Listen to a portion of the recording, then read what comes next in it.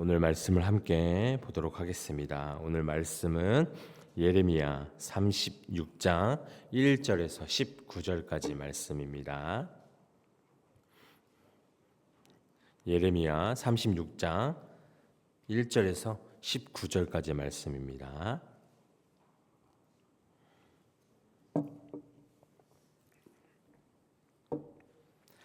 다 찾으셨으면 우리 한 목소리로 함께 봉독하도록 하겠습니다. 시작.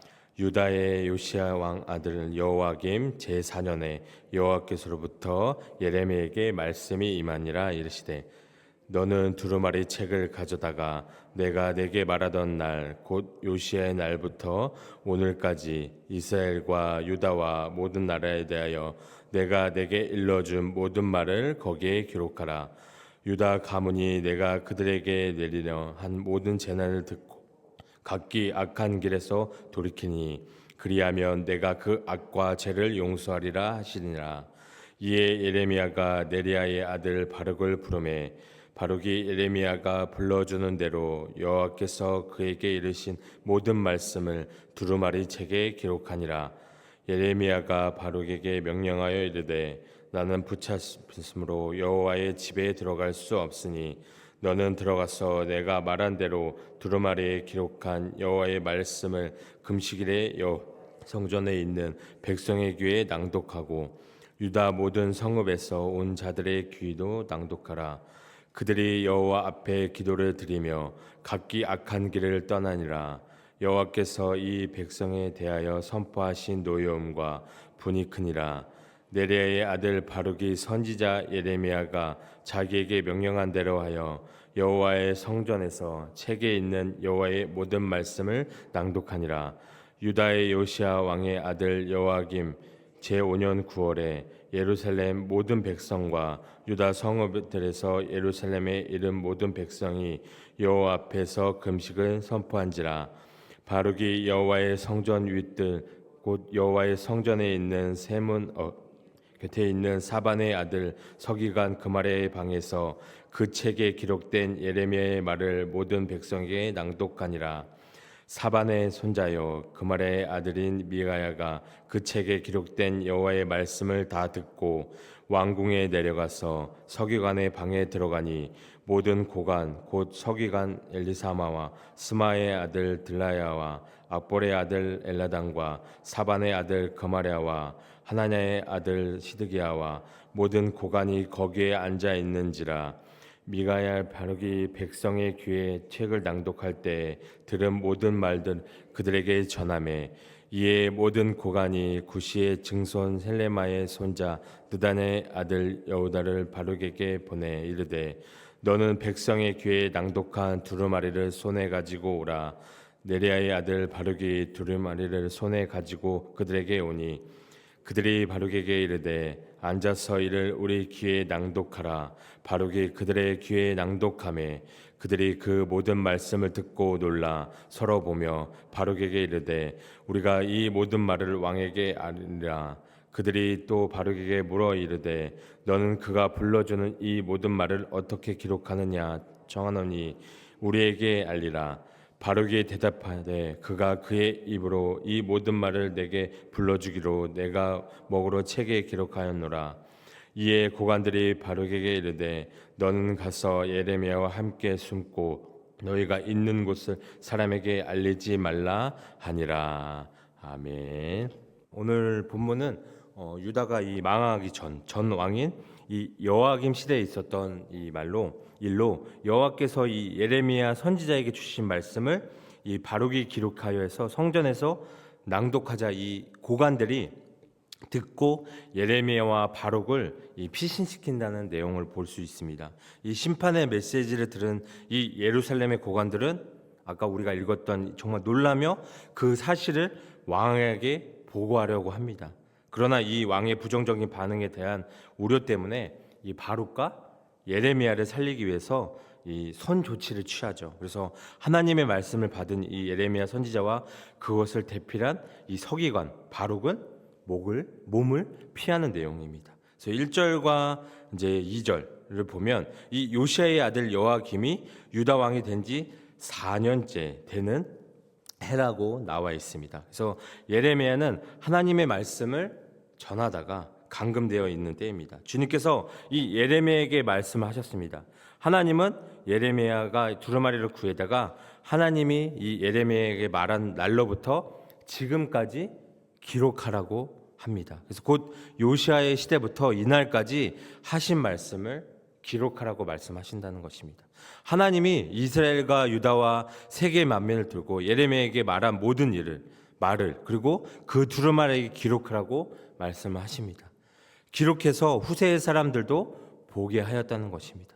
기록된 말씀은 영원하고 절대적이라는 말씀입니다. 그래서 하나님의 말씀은 절대적이고 영원하다는 것을 우리가 알 수 있다는 것입니다. 그리고 3절과 4절에 보시면 하나님은 끝까지 최후의 순간까지도 정말 회개하고 돌아오기를 원하시고 기회를 한 번 더 베푸시는 분임을 우리가 알 수 있다는 것입니다. 그래서 우리는 주님께서 끝까지 기다리시는 그 마음을 우리는 헤아려야 한다는 것입니다. 주님 앞에 나아갈 때 우리가 어떻게 해요? 이미 늦었다 라고 생각하는 것은 우리의 잘못된 생각이라는 것입니다. 하나님은 언제라도 끝까지 어떻게 해요? 우리를 되돌아오기를 기다리신다는 것이에요. 그래서 이 예레미야가 네리야의 아들 바룩을 불러서 어떻게 해요? 말씀을 기록하게 하였다는 것입니다. 그 말씀을 기록해서 유다의 모든 사람들에게 알리기를 원했다는 것이에요. 바룩은 이 예레미야가 불러주는 대로 주님께서 예레미야에게 하신 모든 말씀을 두루마리에 기록했습니다. 그래서 바룩은 이전에 예레미야가 산 땅 문서를 보관한 사람이었죠. 그래서 그는 예레미야를 동역하였고 예레미야와 함께 고난을 받았습니다. 이 유다 백성들은 여기서 봤을 때 이미 금식이 선포되어 있었기 때문에 성전에 모인 사람들은 모두 금식을 하고 있었어요. 그래서 이 바룩이 낭독하는 것을 들은 사반의 손자 미가야가 그 내용을 왕궁에 있는 서기관과 고관들에게 전해주었어요. 왜냐하면 그것은 엄중한 유다의 심판을 예언하였고 이 위기의 상황에서 백성들이 더욱 크게 요동될 것을 때문이었다는 것이에요. 그래서 5절과 8절에 보면 예레미야가 하나님의 입이었다면 예레미야의 손과 입이 되어준 신실한 동역자 바룩이었습니다. 그는 예레미야가 불러준 대로 두루마리에 받아 적었어요. 바룩은 서기관을 불렀어요. 그래서 전문적인 직업 교육을 받은 이 서기관은 비교적 높은 지위에 속한 자로 주로 왕궁의 이 고위 관료로 활동했습니다. 그래서 그동안 선포된 예언으로도 이미 충분했지만 하나님께서 말씀을 기록하게 하신 이유는 두루마리에 기록된 말씀을 통해서 어떻게 해요? 백성들이 회개를 하고 돌아오기를 바라셨기 때문이라는 것입니다. 또 이 두루마리에 기록된 말씀은 그냥 입으로 들려지는 말씀보다 더 정확하고 어떻게 해요? 분명하게 전달될 수 있기 때문이라는 것이에요. 예레미야는 붙잡혀서 자유롭게 다닐 수 없으니까 이 예레미야는 신실한 바룩에게 말씀을 기록하라고 명을 합니다. 그래서 5절과 7절 말씀은 기록의 배경과 동기를 보여주고 있어요. 성전에 들어갈 수 없게 된 이 예레미야가 바룩에게 대신 성전에 가서 그가 불러준 대로 이 두루마리에 기록한 여호와의 말씀을 금식일에 낭독하기 위해서입니다. 여호와의 성전은 이 여호와의 말씀을 선포하기에 최적의 장소였다는 것이에요. 사람들이 많이 모이는 이 금식일은 최상의 시점이었어요. 성전에 모인 자들은 금식을 위해서 유다 모든 성읍에서 온 자들이었습니다. 그래서 바룩이 성전에서 낭독한 말씀은 모든 유다 백성이 들어야 할 말씀이었다는 것이에요. 어떤 이유에서 예레미야가 성전에 들어갈 수 없었는지는 달리 언급하지 않습니다. 그런데 예레미야가 아직 행동의 자유를 빼앗기지 않았기에 붙잡혔으므로 제한받고 있어 옮기는 것이 좋다는 것입니다. 그래서 예레미야는 소란을 일으키는 자로 제사장에 의해서 성전에 들어오지 못하도록 금지를 당했다는 것이에요. 7절의 내용상 이 3절의 반복이라는 것입니다. 하나님께서 행여 그들의 기도가 여호와 앞에 올라가고 그들이 저마다 제 악한 길에서 돌아설지도 모른다라고 기대하셨다는 것입니다. 이 유다 백성의 회개는 이 예레미야에게도 막연한 희망 사항이었다는 것이에요. 가능성이 없음을 아시면서도 여호와께서 마지막까지 포기하지 않으시는 것처럼 예레미야도 신락 같은 소망의 몸을 던지고 있다는 것이에요. 이 예레미야는 여호와의 크신 노여움과 이 분에서 회개의 이유라고 찾는 것입니다. 그 말씀대로 회개하지 않는 이스라엘은 멸망했고, 그 말씀대로 절대 무너질 것 같지 않았던 아수르 제국이 무너지고, 애굽도 패하고, 바벨론이 새롭게 중동의 패권을 차지했습니다. 그러니까 이 유다도 회개하지 않으면 그 말씀대로 바벨론에 붙이실 것임을 깨닫게 하고 싶으셨어요. 그리고 유다라도 악한 길에서 돌아서서 죄 사함을 받기를 바라셨기 때문이라는 것입니다. 이 여호와의 타오르는 진노를 누그러뜨리기 위해서는 속히 악한 길에서 어떻게 해요? 떠나서 하나님께 간구하는 것 외에 다른 길은 없다는 것입니다. 바울은 예레미야의 명령을 그대로 수행을 합니다. 그래서 이 악한 길에서 반드시 재난이 따를 것이라는 것이에요. 기록된 말씀을 우리에게 남겨주신 뜻도 이것이라는 것입니다. 말씀을 묵상하여 주님을 우리가 만남으로써 우리가 선 자리와 가는 방향이 어떻게 해요? 주께서 앞서가신 길이고 동행하고 계신 길임을 우리가 확인하며 함께 나아가야 한다는 것입니다. 그래서 예레미야는 하나님의 마음을 가지고 유다가 돌아오기를 간절히 원했습니다. 그는 이 제사장들에게 의해서 성전 출입 금지로 인해 성전에 들어갈 수 없었어요. 그래서 예레미야는 자신 대신에 아까 이 동역자인 바룩으로 하여금 성전에서 이 예레미야에게 전해진 여호와의 말씀을 낭독을 합니다. 9절과 10절의 내용상 이 6절의 구체적인 설명에 해당을 합니다. 여호야김 제5년 9월에 이 예루살렘에서 금식이 선포되죠. 특이하게도 왕이 아니라 예루살렘 모든 백성과 유다 성읍들에서 예루살렘에 이른 모든 백성, 이 금식 선포의 주체로 등장을 합니다. 그래서 이 예루살렘 주민과 유다 백성의 주도로 자발적인 금식이 거행이 됩니다. 그래서 이 여호야김 제5년 9월은 604년 이 12월에 해당합니다. 그래서 이 주전 604년 12월에 아스글론 원정을 떠나 하나씩 성을 점령하는 시기입니다. 그래서 예루살렘과 유다가 이 아스글론까지 진출한 바벨론 군대를 보고 혼란과 두려움에 빠져서 금식을 선포했다면, 이 예레미야는 아스글론의 멸망에서 예루살렘의 위기를 보고 특히 이 예루살렘 왕궁이 긴박한 현실을 직시하도록 호소하기 위해서 두루마리를 성전에서 낭독을 한 것 같습니다. 10절과 13절에 보면 바룩이 성전 위 뜰에 있는 사반의 서기관 그마랴의 방에서 이 두루마리에 적힌 말씀을 모든 백성에게 낭독을 합니다. 그마랴의 서기관 사반의 아들입니다. 이 그마랴의 방에서 예레미야의 말을 낭독했음은 그마랴가 예레미야에게 우호적이었음을 보여주고 있습니다. 그래서 사반의 아들 이 아히감이 예레미야를 여호야김의 왕의 손에서 지켜줍니다. 그래서 큰 반향을 불러일으키지는 못했지만 성과는 없지 않았습니다. 그래서 자발적으로 금식을 선포한 백성은 말씀에 무관심했지만 일부 서기관들이 긍정적으로 반응을 합니다. 백성의 귀에 이 낭독된 두루마리의 말씀이 그마랴의 아들 미가에 의해 고관들의 귀에 알려지고 뒤이어 왕의 귀에도 들려지게 됩니다. 이 두루마리에 적힌 예레미야의 말, 이 중요성을 인지한 미가야는 지체하지 않고 행동을 합니다. 그는 이 서기관 엘리사마의 방으로 가서 그곳에 모인 모든 고관에게 이 사실을 알립니다. 고관들 가운데 5사람의 이름이 소개되죠. 서기관 엘리사마와 스마의 아들 들라야와 악볼의 아들 엘라단과 사반의 아들 그마랴, 하나냐의 아들 시드가야, 이들 가운데 3사람의 이름은 25절에 다시 나옵니다.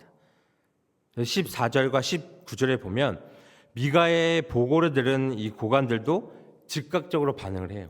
이들은 여우디를 바룩에게 보내 두루마리를 가져오게 하고 이 두루마리를 손에 들고 온 바룩에게 낭독하기를 청합니다.